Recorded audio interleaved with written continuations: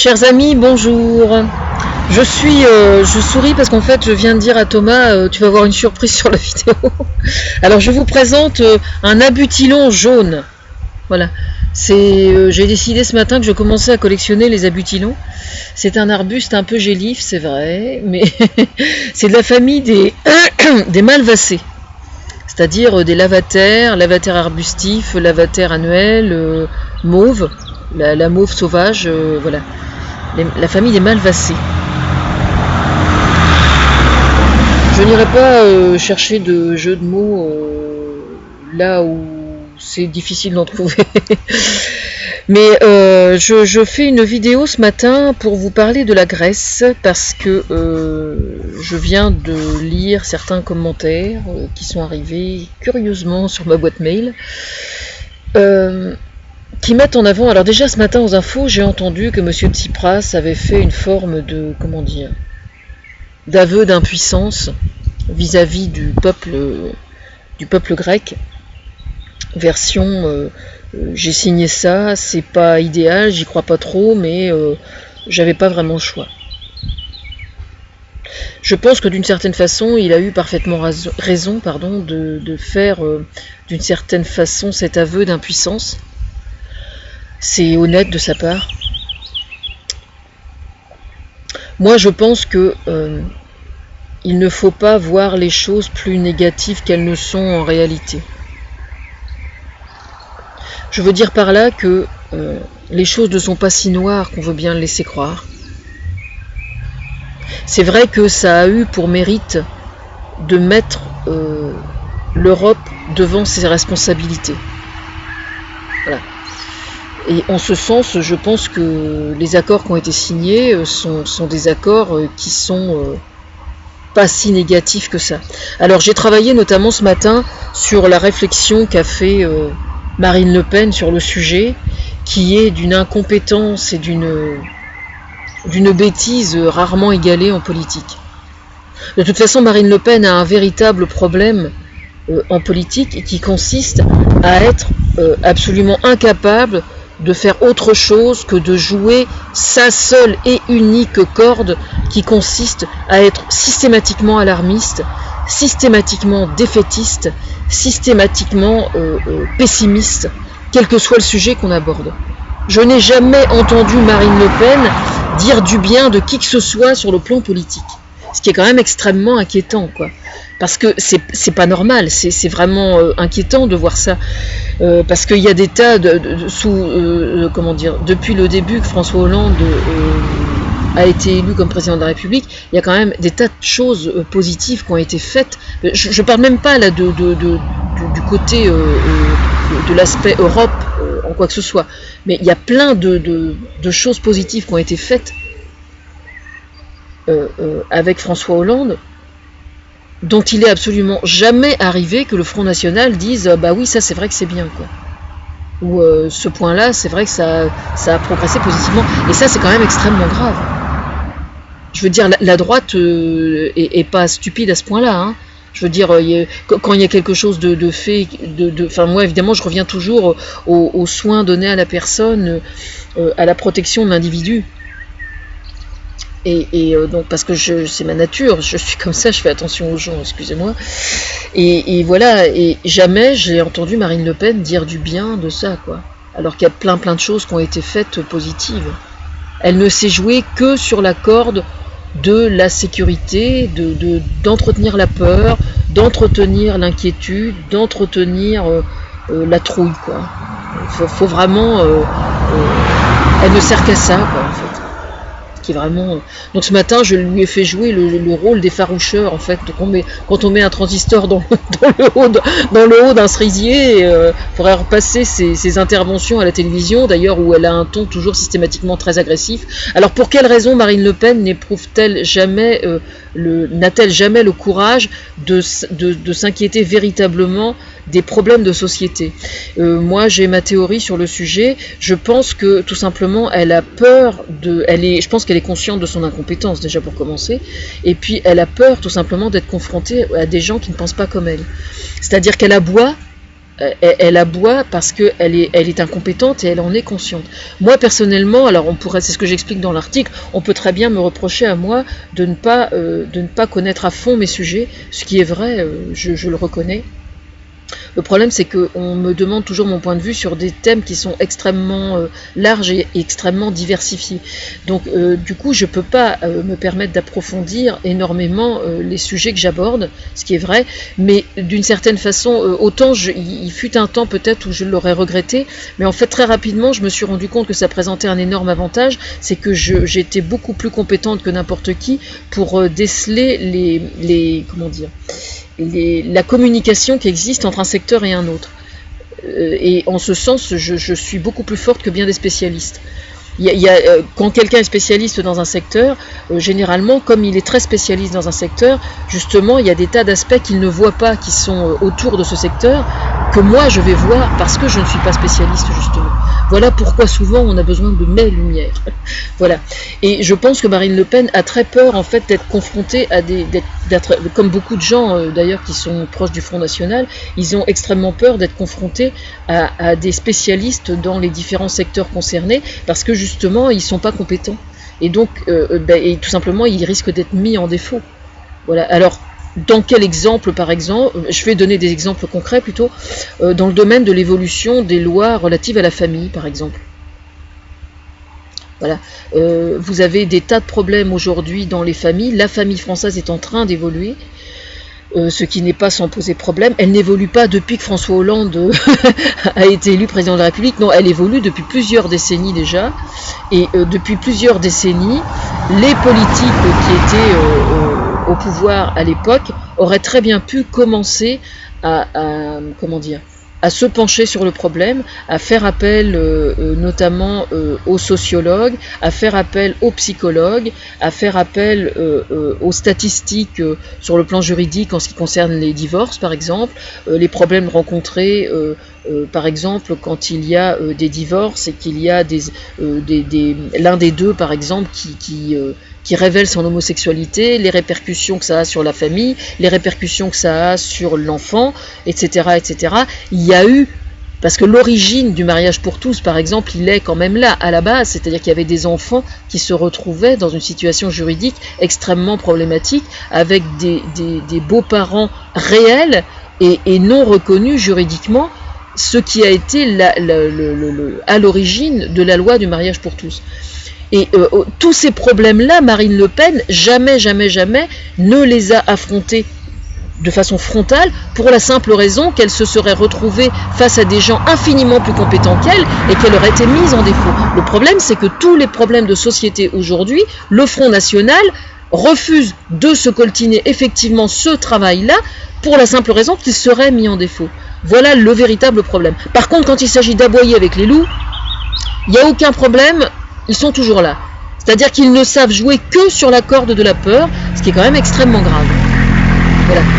Alors aujourd'hui, l'article en question, c'est on assassine la Grèce, l'Europe est le pays où on meurt à petit feu, etc. Alors qu'il y a le cas de Monsieur Lambert, justement, ce matin, qui est sorti à la radio, où aujourd'hui, les médecins qui vont devoir débrancher effectivement les appareils et le laisser mourir en paix afin que sa petite fille puisse enfin tourner la page et enfin vivre plus sereinement le fait de ne plus avoir son papa en tant que père véritable, hein, c'est-à-dire un père capable de communiquer et d'être un véritable père.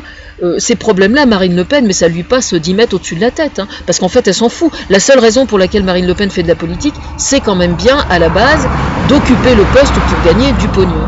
Voilà, c'est une professionnelle de la politique avec tout ce que ça a de méprisable. Effectivement, les postes qu'elle occupe, elle les occupe légalement. On est parfaitement d'accord là-dessus. Mais malheureusement, il ne suffit pas d'avoir du baratin pour être un politique qui tienne la route, hein, tout le monde sait ça. Mais pour en revenir à la Grèce, par exemple, c'est quand même extrêmement grave de tenir des propos aussi alarmistes que cela, pour la simple raison que la Grèce se retrouve confrontée au problème des migrations qui viennent d'Afrique. Et ces problèmes-là se trouvent devoir être résolus par l'Europe. Donc je veux dire par là que c'est bien gentil de crier au loup en disant de toute façon, c'est catastrophique, la situation dans laquelle ils se trouvent et tout, faut quand même pas exagérer non plus, je veux dire, ce serait complètement immature de prétendre les laisser se débrouiller avec leurs problèmes et avec leurs problèmes de migration sur leur sol. Il faut bien que quelqu'un trouve une solution. Bon, relativement à la religion orthodoxe, j'ai bien entendu à la messe dimanche matin, le prêtre qui a été montré en disant montrez-vous solidaires les uns envers les autres, enfin faut arrêter de nous prendre pour des imbéciles. J'aimerais bien moi que les orthodoxes se prennent un peu le taureau par les cornes, s'inspirent un petit peu plus du pape François et aillent au-devant du gouvernement grec en disant nous mettons à disposition de l'État grec tel bâtiment, tel bâtiment, tel bâtiment pour pouvoir aider au solutionnement du problème du flux migratoire qui vient d'Afrique. Ça pourrait venir d'eux aussi, hein. Voilà. Bon, maintenant, il y a quelqu'un qui m'a fait cette réflexion justement ce matin, qui n'est pas complètement stupide, et qui explique que tout simplement, depuis des décennies et des décennies, il est vrai qu'en Grèce, tout le monde sait qu'il y a le travail au noir est une chose complètement institutionnalisée, le fait de ne pas payer d'impôts, pareil, le fait que les armateurs ne payent pas d'impôts, c'est normal, que les orthodoxes ne soient pas imposés, c'est normal. Enfin, je veux dire, il y a une évolution des mentalités qui doit se faire. Et le gros problème, en fait, c'est un cas tout à fait emblématique de ce que donne effectivement un pays où le travail au noir, la corruption, les mafias, etc., le système D, les trucs tombés du camion et tout, on laisse faire depuis des décennies et des décennies. Seulement dans la réalité des faits, quoi qu'on en dise, quand un grec tombe malade, mais c'est valable pour n'importe quel pays dans le monde, hein, quand quelqu'un tombe malade, il a la prétention d'être pris en charge par la sécurité sociale, par son gouvernement, il travaille, il considère donc qu'il doit être soigné, ce qui est tout à fait légitime. Mais par définition, on ne peut pas cautionner une économie parallèle, et qui donc échappe complètement à toute taxation, et parallèlement attendre d'être protégé effectivement par le gouvernement de son pays. Alors ce raisonnement, je le tiens là au sujet de la Grèce, mais c'est pareil pour l'Espagne, c'est pareil pour l'Italie, c'est pareil pour n'importe quel pays. Dès l'instant que l'on considère que le travail au noir et que la démerde, etc., entre guillemets, et tout ce que ça comporte, sont des choses tout à fait moralement recevables, on ne peut pas parallèlement exiger de son gouvernement qu'il veille sur nous. Ça n'est pas possible. Voilà. Je veux dire, si vous allez voir votre banquier, par exemple, et que vous demandez une autorisation de découvert, si jamais vous souhaitez, vous attendez de lui qu'il soit conciliant et qu'il fasse preuve de bonne volonté devant le fait que vous sachiez parfaitement gérer votre argent, ce qui a toujours été mon cas, par exemple, n'empêche que je suis toujours sous tutelle, hein, il n'empêche que si jamais vous ne recevez jamais d'argent sur votre compte, vous pouvez toujours parfaitement montrer et prouver que vous êtes de bonne foi et de bonne volonté. Si vous ne recevez jamais d'argent sur votre compte, à un moment, il va bloquer. Et bien là, c'est exactement ce qui se passe avec l'Europe, quoi qu'on en dise. L'Europe existe par bien d'autres choses que le pognon et que les critères financiers. Mais ça, on va y venir. On va y venir. Je vais y venir, pour être tout à fait franche, je vais y venir. Voilà, ça c'est une chose. Maintenant, j'ai vu qu'il y a un article en disant en Grèce, il y a de plus en plus de gens qui sont à la soupe populaire. Eh bien, nous avons le même problème en France aussi. Hein. C'est-à-dire que, sans que ce soit la soupe populaire, les restaurants du cœur ont le même problème. Hein. Moi, j'ai été bénéficiaire des restaurants du cœur il y a quelques années. J'ai discuté avec quelqu'un que j'ai rencontré sur le marché il y a, je sais pas, il y a peut-être 2 mois à peu près. Et il m'expliquait que les restaurants du cœur, ça fonctionnait très très bien. Mais ils souffrent d'un problème aujourd'hui, c'est qu'il y a une demande de plus en plus importante et qu'il faut donc trouver un moyen pour que ça pose le moins de problèmes possible. Donc par exemple, quand il y a les restaurants du cœur à Pavilly et qu'il n'y en a pas à Barentin, peut-être faut-il trouver le moyen qu'il y ait plus de cellules des restaurants du cœur pour que ce soit humainement plus facile pour les bénévoles. Voilà. Bon, je travaillerai sur le sujet quand on me demandera, mais là pour l'instant je ne peux pas faire grand chose.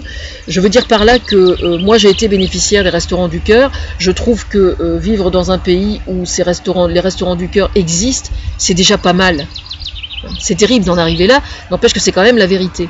Aujourd'hui on vit dans une société qui est en train d'évoluer. Ça n'est pas une crise de civilisation. Il y a d'un côté la civilisation et de l'autre côté les barbares. Hein, c'est ce que François Hollande, c'est ce que j'ai dit en fait. François Hollande a répété hier, mais je reviendrai sur son discours que j'ai écouté avec beaucoup d'attention et je suis tout à fait d'accord avec lui, avec l'audace et tout. C'est moi qui ai dit qu'il était. C'est moi qui ai dit que François Hollande était extrêmement courageux d'avoir pris à bras le corps plein de problèmes de société que les gouvernements antérieurs n'avaient pas fait, ce qui est la stricte vérité. Je suis désolé, n'en déplaise à certains. Bon voilà, c'est quand même la vérité. Aujourd'hui, quand on fabrique un truc aujourd'hui en France, on le fabrique avec 10 fois moins de monde qu'on le fabriquait il y a 20 ou 30 ans. Et là, je parle juste de fabriquer un objet. Hein. C'est quand même la vérité. Je veux dire, ce sont des données là qu'on ne peut pas contrer.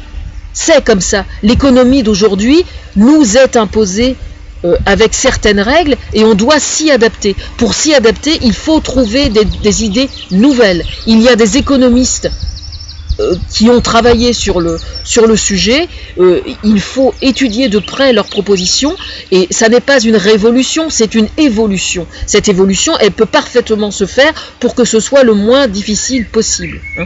Moi, personnellement, je n'ai qu'une hâte, c'est de ne plus être sous tutelle et je serai la première à aller en Grèce et à réfléchir à la méthode, aux méthodes pour les aider de la façon la plus efficace possible, en ménageant leur susceptibilité et en les rendant eux acteurs de leur évolution le plus possible. Voilà. Il n'est absolument pas question de les écraser, ou quoi que ce soit.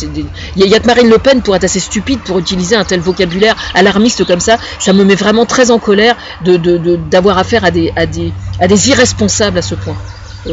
Quand on est homme ou femme politique, le but de la manœuvre, c'est de justement transmettre l'espoir et transmettre l'énergie pour signifier qu'on peut s'en sortir. C'est donc complètement aux antipodes de ce que fait le Front National. Ça me met très en colère de voir des gens aussi stupides et aussi incapables que ça. Voilà, j'ai fini ma crise d'énervage. La Butilon ne s'est pas fâchée, c'est bien. Bon, où est ma petite croix? C'est terrible les petites croix.